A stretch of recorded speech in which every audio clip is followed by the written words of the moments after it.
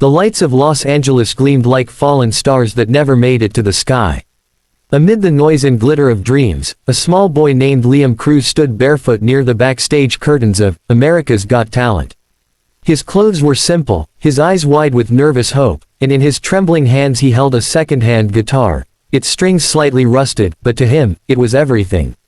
He had come all the way from a small fishing village in the Philippines. His father, a fisherman, had died in a storm when Liam was just 7.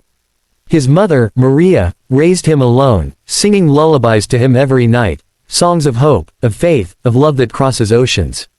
"Someday," she used to whisper, "the world will hear your voice, Anak, my child. Sing with your heart, and someone will listen." When Maria fell ill, Liam stopped school to care for her. She would smile through her pain and tell him to keep dreaming.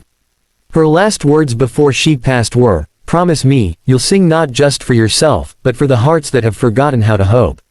So, with nothing but his guitar and a worn-out passport, Liam traveled to America, her land of dreams.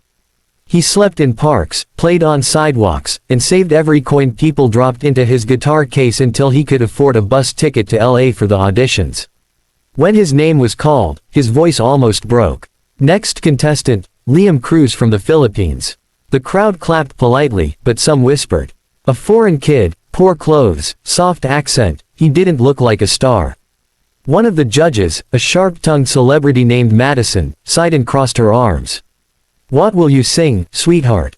Liam smiled shyly. "I'll sing Hotel California, for my mom." The music started, and at first, his voice was soft, almost fragile. But then something magical happened. His tone carried pain, love, and longing, like the waves of the Pacific whispering to lost souls. Each word painted a story of struggle and dreams, of leaving home but never forgetting where your heart belongs. By the time he reached the chorus, his voice soared, raw and pure. The entire room fell silent.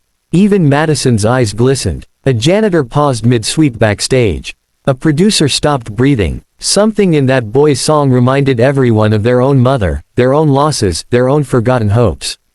And then, near the final verse, the lights flickered slightly, as if heaven itself was listening.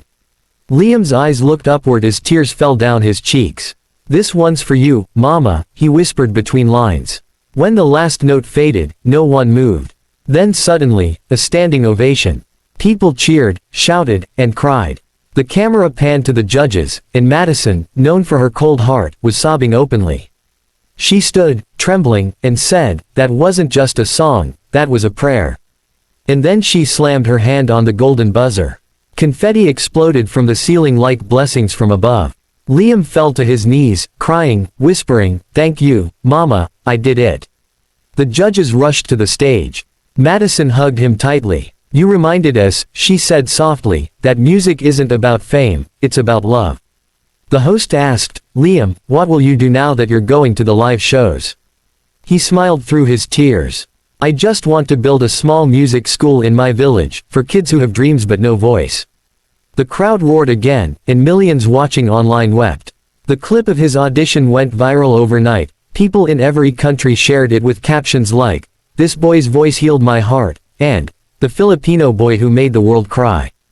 In the weeks that followed, Liam received countless messages. One caught his attention. It was from Emma, a young nurse from Boston. She wrote, "Your song gave me strength to forgive my father. Thank you for reminding me what love sounds like."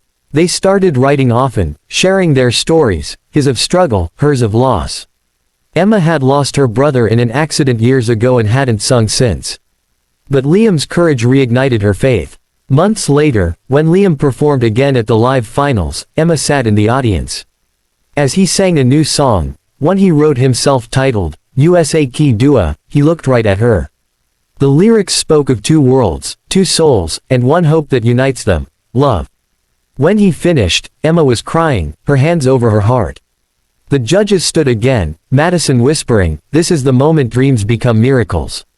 After the show, Emma met Liam backstage. She hugged him and said, "Your mother would be proud. You didn't just win the world, you healed it."